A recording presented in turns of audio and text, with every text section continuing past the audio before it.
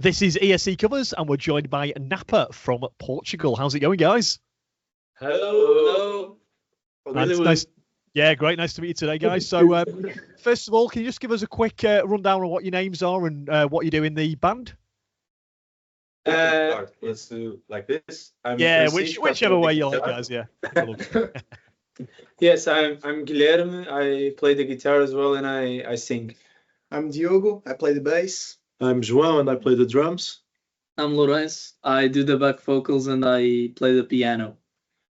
Excellent. So, first of all, can you tell us about what the band name means? Is there any does it mean any meaning, or is it like an abbreviation with it being in capitals and stuff like that? No, it's we used to be called Men on the Couch before. We had an English name because we wrote in English first, but then we switched to Portuguese, and then we switched the name to Nappa because Nappa is like a fabric that covers a lot of couches. So it's like a fake leather. So we found that connection with the previous name, and we thought it was like I don't know, it was a good name. It rolled out the tongue really well. I see. With that name as well, does that kind of almost go the kind of music you do? You're not sort of, you're not particularly one genre. You can fit into different sort of categories, maybe.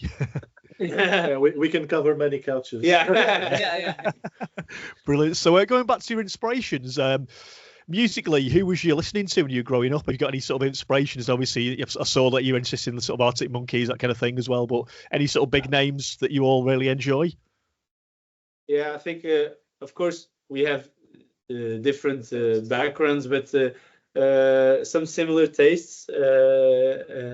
For me, growing up, I listened a lot to Brazilian music, the Beatles, the Doors, Pink Floyd, Bob Marley. I don't know those types of music, but of course, growing up, I diversed my taste in music with I don't know, jazz and classical music and hip hop. Okay. I don't know, a bit of everything that I think it's good. Yeah, but also we started when we first started the band, we used to play covers, and the bands we used to cover, I think, in a way shaped at least the first years of the band and the project. And we used to cover a lot of Kings of Leon, Arctic Monkeys, as you said, the Red Hot Chili Peppers, the Cooks, stuff like that, like very indie rocky stuff. And I think from that time, I think that shaped a bit of where we started and how it evolved. Yeah, definitely. I can see the inspirations. I can see almost the kind of the 90s sort of Britpop sort of, sort of like also Blur and Oasis, Nirvana, that kind of thing as well and stuff. So excellent. So, of course, so how long have you guys been together as a band then? How did you form? Was it like through school, or was it, a couple of years ago? How did it work? How did it come together? We created the band 12 years ago. So when we were in high school, me and João were in the same class, and we had another two friends in that class, and we all played different instruments. So we founded the band. And we started, like he said, doing some covers of Arctic Monkeys, Red Hot Chili Peppers, and Kings of Leon, stuff that we listened at the time. Then we started composing in English. That's why we were called Men on the Couch at the time.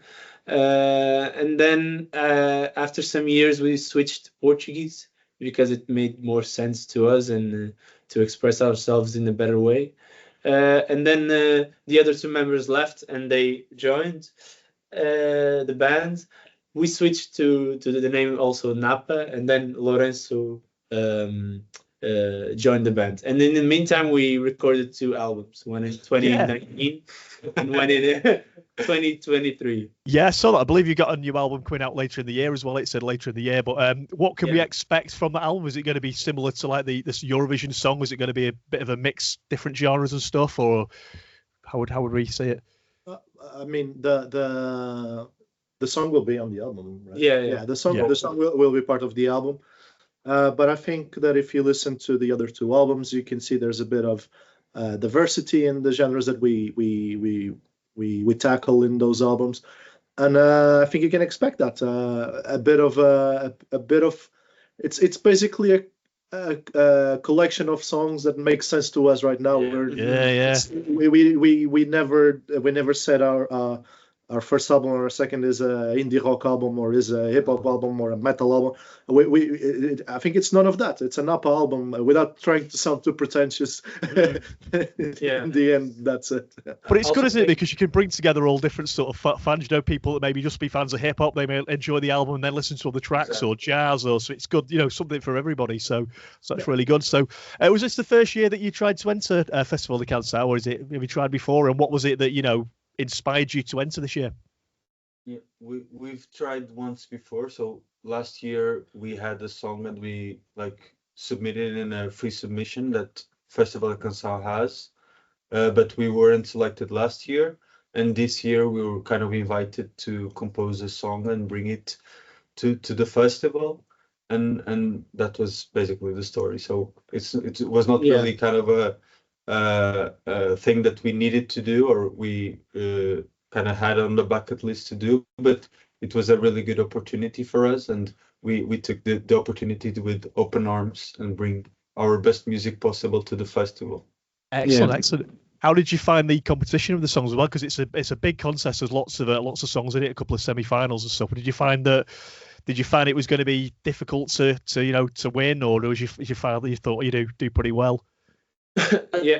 I think we had no expectations. We were happy to be in the contest, and we thought our song was great, but that was it. we weren't we're going to win, or even in the day of the final, we were having dinner, and one of us brought it up the subject of a possible win, and we were chill. We don't know what's about to happen. Anything can happen, and it was really tight. At the end, 5 people or more could win. So we only knew that we were going to win 5 seconds before winning. So definitely. Yeah, fantastic.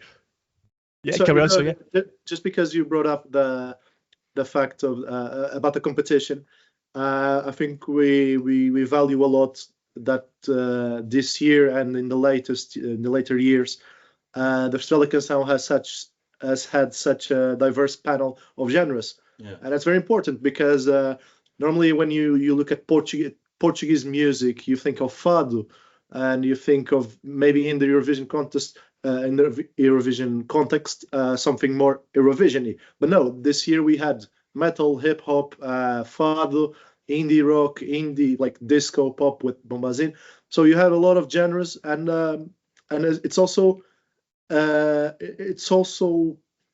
inspiration for other bands and projects that are part of the Portuguese culture, underground culture, to see that indie rock or indie pop is being held up high in this sorts of competition. So it's a boost of confidence, and we want to see more of it next year and the next and the next. Mm-hmm.